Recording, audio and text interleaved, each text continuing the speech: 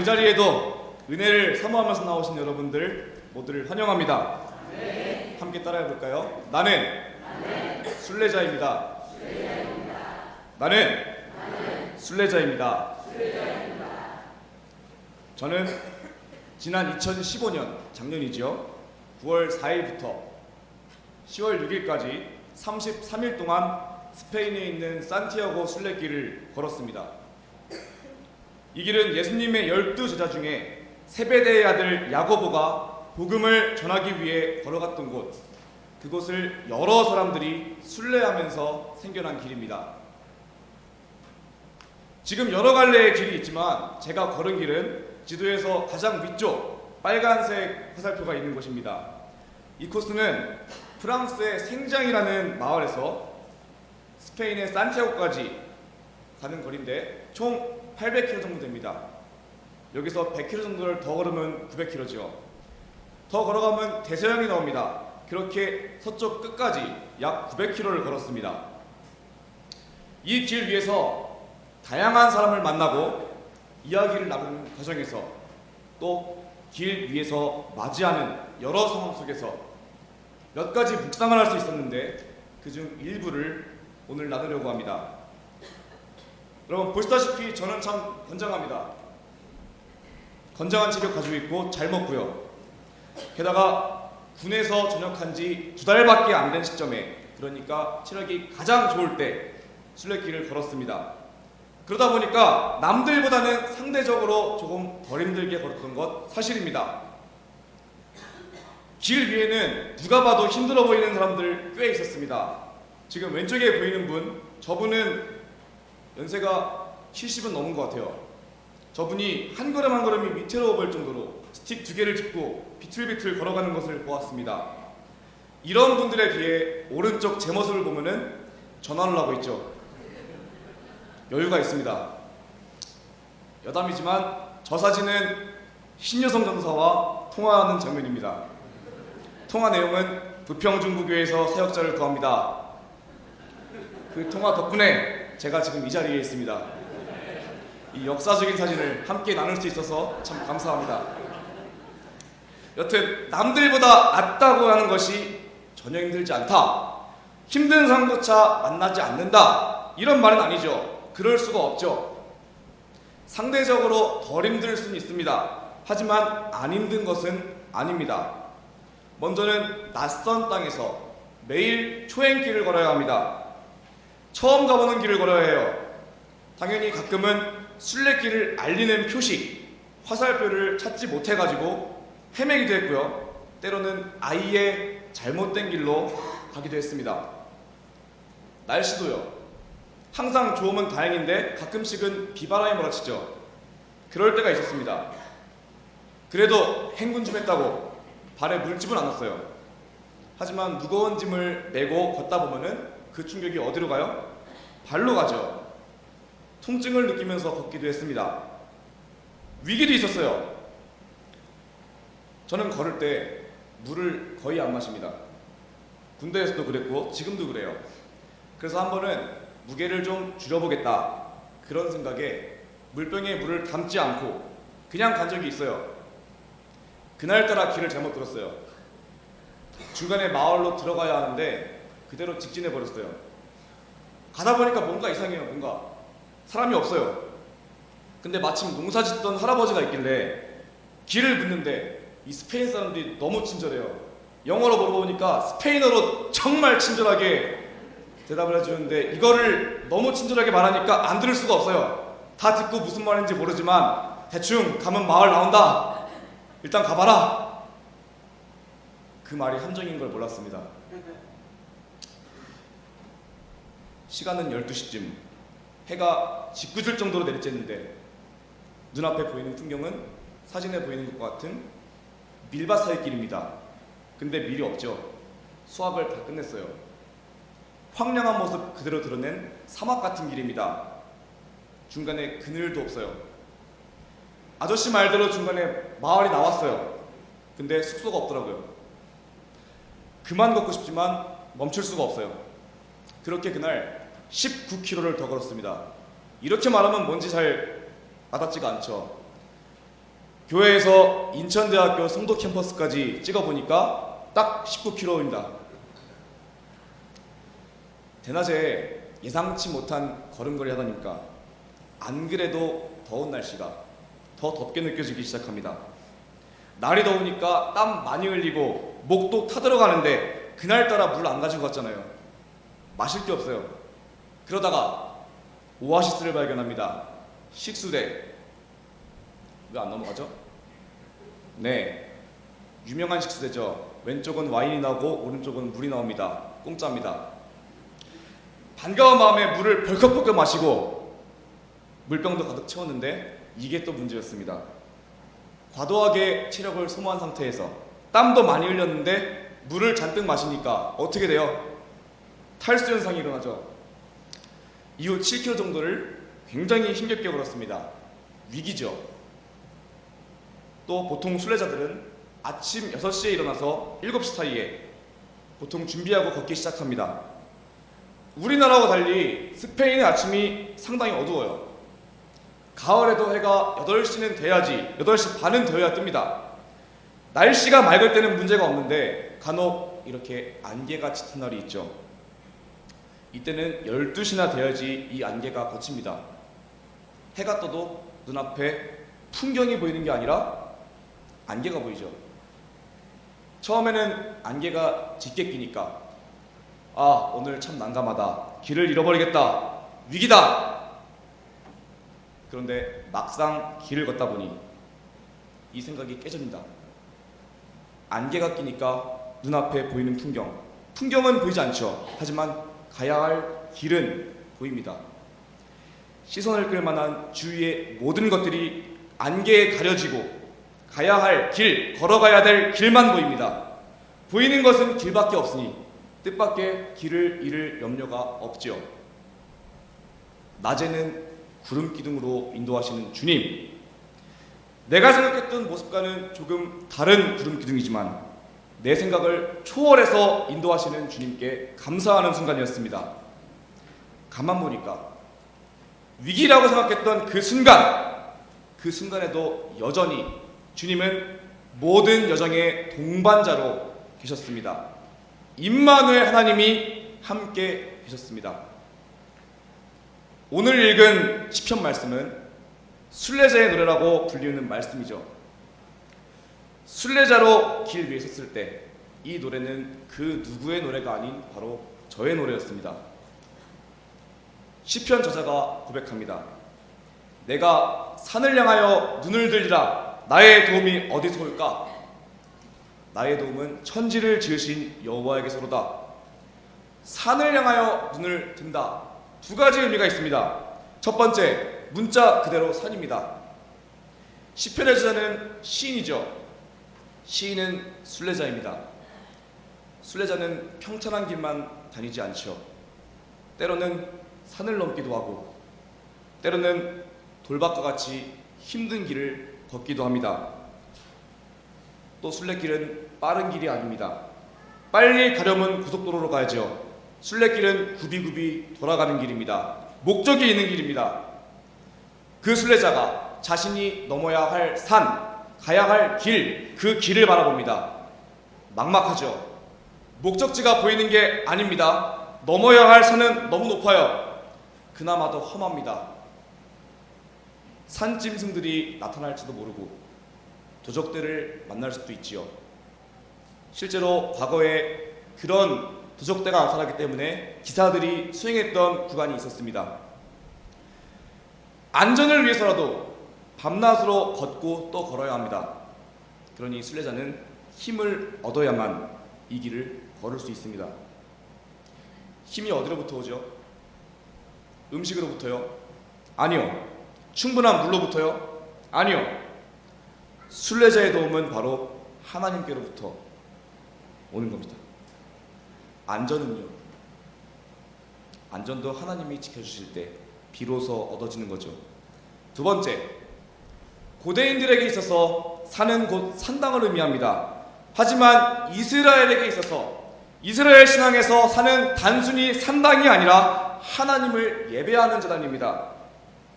모세가 시내산에서 십계명 받았듯이 엘리야가 갈멜산에서 하나님의 능력을 보였듯이 이스라엘 신앙에서 사는 하나님과 가까워지는 곳입니다. 순례자가 바로 이 하나님의 재단을 바라봅니다. 하나님을 바라봅니다. 그리고 고백합니다. 내가 눈을 들어보니 하나님이 재단이 보입니다. 내 순례를 도우시는 분이 바로 하늘과 땅을 지으신, 하늘과 땅을 창조하신 하나님입니다. 이렇게 강하게 신앙을 고백하니까 하나님의 약속이 들려옵니다. 3절 4절 말씀 다 함께 읽어보겠습니다. 3절 시작. 너를 실족하지 아니하게 하시며 너를 지키시는 이가 졸지 아니하시리로다. 이스라엘을 지키시는 이는 졸지도 주무시지도 아니하시리로다. 아멘. 너를 이렇게 써있는 것을 보고 어떤 사람은 제사장이 순례자를 축복하는 말이라고 해석하기도 합니다. 하지만 이 말은 제사장의 차원이 아닙니다. 바로 하나님이 직접 순례자에게 들려주시는 약속입니다. 길을 걷다 보면 돌멩이가 참 많아요. 지금은 등산화가 좋죠. 발목을 잘 잡아줘요. 하지만 그렇지 않은 신발을 신고 걷다 보면 돌길에서 자칫 발을 헛디딜 수도 있습니다. 절벽을 지나갈 때 실족할 수도 있고요. 하지만 순례자에게 하나님이 약속하십니다. 너를 실족하지 않게 하겠다. 너를 지키시는 분은 졸지도 주무시지도 않으신다. 졸지도 않고 주무시지도 않으시는 분, 항상 깨어서 순례자를 지켜보시고 또 지켜주시는 분, 바로 저를 지켜주시는 분, 또한 여러분을 지켜주시는 분이 하나님입니다. 우리가 잘 아는 복음성가 중에 나의 등 뒤에서가 있죠. 이 찬양 2절 가사가 참 잘 어울려요. 나의 등 뒤에서 나를 도우시는 주, 평안히 길을 갈 땐 보이지 않아도 지치고 고나여 넘어질 때면 다가와 손 내미시네. 순례자는 당연히 지칠 때가 있습니다. 그런데 반드시 순례길을 걸어야 순례자가 아닙니다. 우리 모두는 인생길을 걸어가는 인생의 순례자입니다. 또 이 혼탁한 세상 속에서 빛과 소금으로 살아가겠다고, 그리스도인으로 살아가겠다고, 예수 믿는 자로 살아가겠다고 넓은 길 마다하고 좁은 길로 들어선 신앙의 순례자입니다. 좁은 길 얼마나 어려워요. 사람의 힘만으로 갈 수 있는 길이 아닙니다. 그래서 눈을 들어 하나님을, 산을 바라봐야 합니다. 세상을 지으신 하나님만이 우리를 도우시는 분이죠. 그분이 등 뒤에 계시면서 발걸음을 지켜주시고 갈 길을 밝혀주십니다. 그리고 지쳐서 더 이상 못 가겠다고 주저앉아 있을 때 조용히 다가와서 손을 내밀어 주시죠. 그 손을 붙잡고 일어나야 하는 것이 순례자입니다. 계속해서 하나님 말씀이 들려옵니다. 5절부터 8절까지 말씀입니다. 다 함께 읽겠습니다. 시작. 여호와는 너를 지키시는 이시라. 여호와께서 내 오른쪽에서 내 그늘이 되시나니 낮에 해가 너를 상하게 하지 아니하며 밤의 달도 너를 해치지 아니하리로다. 여호와께서 너를 지켜 모든 환난을 면하게 하시며 또 내 영혼을 지키시리로다. 여호와께서 너의 출입을 지금부터 영원까지 지키시리로다. 오늘 이 말씀을 모두 아멘으로 받으시기 바랍니다. 하지만 오해하지는 마십시오. 순례자를 지켜주신다는 것이 인생에 위험이 전혀 없어진다, 그런 말은 아닙니다. 길 위에서 비바람을 참 많이 맞았습니다. 누가 물어봐요. 왜 사진이 없어요? 비바람 부는데 어떻게 사진을 찍어요? 바람이 세게 부니까 빗방울이 심지어 따갑고 아파요. 이 비바람을 뚫어가면서 투덜거리면서 걷고 있는데 함께 걷던 미국 감리교회 목사님이 말씀하십니다. 내가 걷기 편하자고 비바람 그쳤으면 좋겠다고 생각을 해봤는데 예수님이 타신 배에도 풍랑이 일었어요. 내가 뭐라고, 이것도 순례의 일부예요. 어쨌든 덕분에 이 메마른 땅이 목을 축이잖아요. 하나님 열심히 믿어도 우리 삶에 비바람 불어옵니다. 순례자의 노래 100번 1000번 불어도 비는 내리죠. 해도 쨍쨍하게 비추이고 달도 매일 모양을 달리하면서 나타납니다. 그렇다고 실망할 이유가 전혀 없어요. 하나님이 지켜주신다고 했지 언제 비바람도 안 불게 해주신다 했습니까? 믿음의 조상 아브라함도 기근을 만났고 심지어 예수님이 탄 배에도 풍랑은 일었습니다. 모든 환란에서 면하게 하신다는 것이 환란을 만나지 않는다는 말이 아닙니다. 만나죠. 개역개정판 성경 보면은 환란을 면하게 하신다 이렇게 되어 있지만 세번역 성경 보면은 하나님이 순례자에게 이렇게 말씀하십니다. 주님께서 너를 모든 재난에서 지켜주시며 내 생명을 지켜주실 것이다. 재난에서 지켜주시며 환란에서 지켜주시며 살다 보면 넘어질 수 있죠. 환란 다가오죠. 누구에게나 일어나는 일입니다. 나이가 많든 적든 부유하든 가난하든 환란이 찾아옵니다. 때론 넘어지기도 하죠. 위기입니다. 하지만 넘어지는 게 다가 아닙니다. 넘어졌을 때, 위기가 찾아왔을 때, 환란이 다가올 때 우리는 하나님을 찾아야 합니다.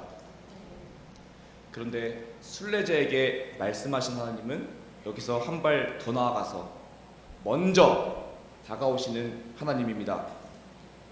지치고 고나여 넘어질 때면 다가와 손 내미시네. 그리고 말씀하시죠. 일어나 걸어라 내가 새 힘을 주리니. 일어나 너 걸어라 내 너를 도우리. 순례길에서 매일 아침마다 제 가슴속 깊이 울려 퍼진 찬양입니다. 걷고 나서 자면은 참 달콤하죠. 하지만 아침이 되면 개운한 게 아니라 몸이 뻐근합니다. 일어나기 싫고 걷기 싫어요. 그럴 때 이 찬양이 마침 딱 떠오릅니다. 일어나 걸어라.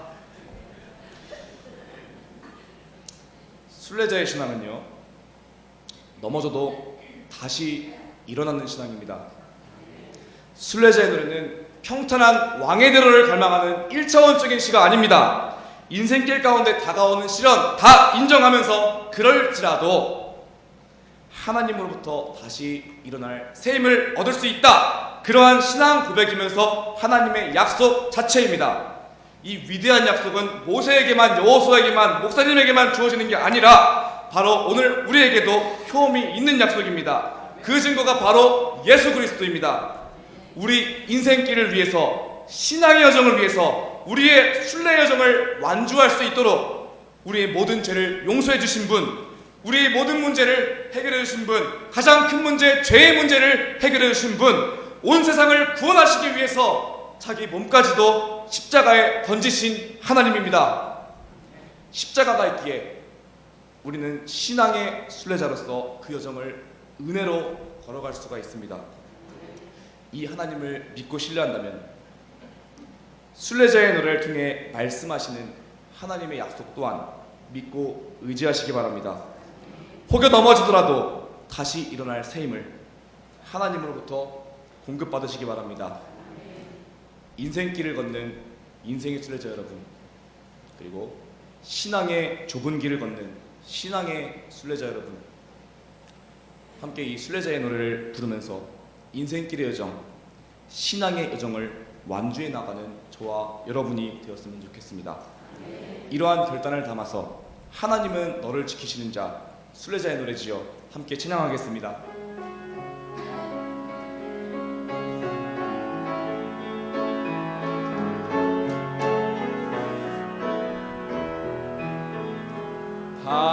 하나님은 너를 지키시는 자, 너의 우편에 그늘 되시니 낮의 해와 밤의 달도 너를 해치 못하리.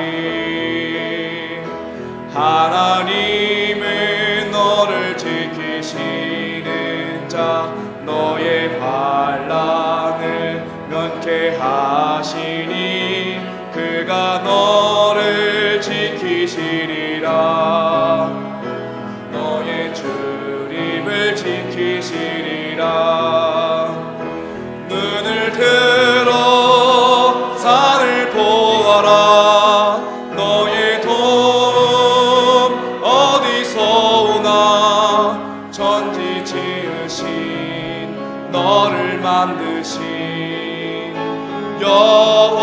여호와께로.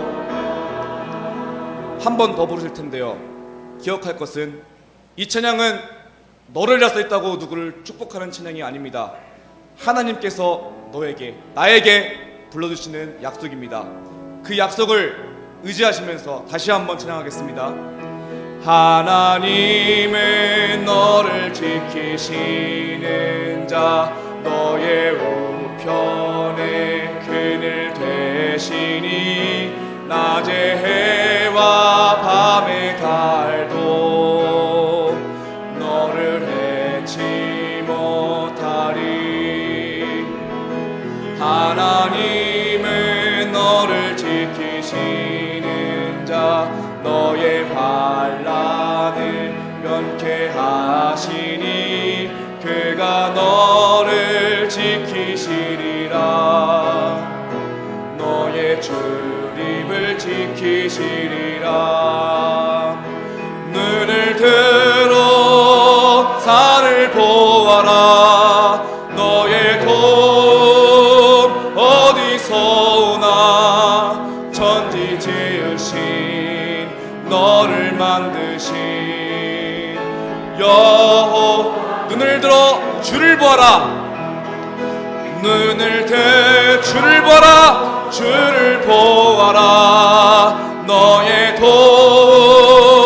어디서 오나. 천지 지으신 너를 만드신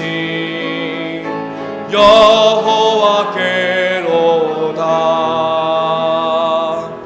일어나 걸어라. 내가 새 힘을 주리니. 일어나 너 걸어라. 내 너를 한 번 더 일어나 걸어라. 일어나 걸어라. 내가 새 힘을 주리니. 아멘. 일어나 너 걸어라. 내 너를 도우리. 기도하겠습니다.